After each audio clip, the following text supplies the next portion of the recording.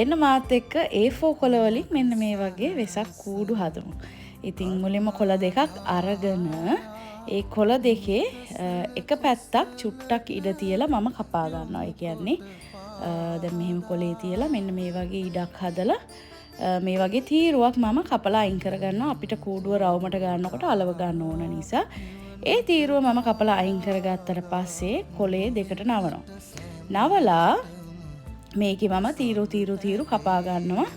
අර රවුමට අපි ගන්න වෙලාවට එන හැඩේ. ඉතින් මේ වගේ නවපු පැත්ත නෙමෙයි අපි මේ වගේ වැහිලා තියෙන පැත්තෙන් තමයි කපන්න පටන් ගන්න. මේ වගේ තීරු කපා ගන්න. ගොඩාක් පොඩියට කපනවා නම් තවත් ලස්සනයි. ඉතින් ඔයාලගේ කැමැත්ත අනුව ඒක කරගන්න පුළුවන්. මේ විදියට තීරු ටික කපා ගත්තට පස්සේ ඉතින් හරිම ලේසි. මේක වෙසක් කූඩු නෙමෙයි නේ කියන්නේ. මෙන්න මේ විදියට ඉඩ තියලා මම යටම කොටස යටින්ම අලවලා උඩින් ටිකක් ඉඩ තියලා තමයි අලවගන්නේ. අපේ ගෙදර කිසිම හදිස්සියකට ගම් හොයාගන්න නැහැ. අපේ දුවගේ වැඩේම ගම් බෝතලයක් ගෙනාම කොහේට හරි හලලා ඉවර කරනවා. ඉතින් මට ගම් වලට වඩා ෂුවර් පාන් පිටි ගම් බෝතලේ හොය ඉන්න වෙලාවේ මට මේක හදන්න පුළුවන් නිසා මම පාන් පිටි වලට උණු වතුර ටිකක් දාලා අපේ සුපුරුදු ගම් එක හදාගත්තා. ඊගාවට මම අනිත් පැත්තත් ඒ විදියටම ගම් ටික ගාලා අලව ගන්නවා.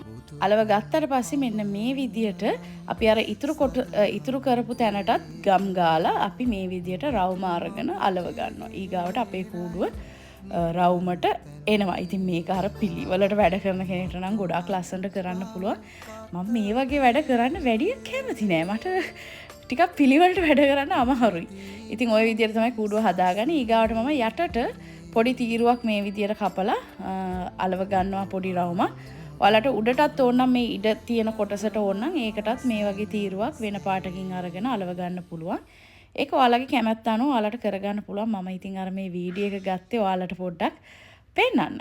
ඉතින් මෙන්න මේ විදියට යට කොටසට මම අලව ගන්නවා. අලව ගත්තට පස්සේ මේ විදියට අලව ගත්තට පස්සේ උඩට එල්ලන කෑල්ලත් මම මේ විදියට ගන්න. මම කොළ පාට අර කලින්ම කපලා අයින් කරපු කෑල්ල තියෙන ඒක ගන්නවා. ඔයාලට ඕන නම් මේ එල්ලන කෑල්ල කහ පාටින් ගන්නත් පුළුවන්. ඊගාවට ගම් ගාපු එක මේ විදියට ඇතුල් පැත්තට කරලා මම අලව ගන්නවා. ඉතින් ওই විදියට තමයි මම මේකට මොකද්ද කියන නම මට අමතක වෙලා තියෙන්නේ. වෙසක් කූඩු නෙමෙයි නේ කියන්නේ. බකට් නේද කියන්නේ. ඉතින් ওই විදියට තමයි මම හදාගත්තේ වෙසක් කූඩුව.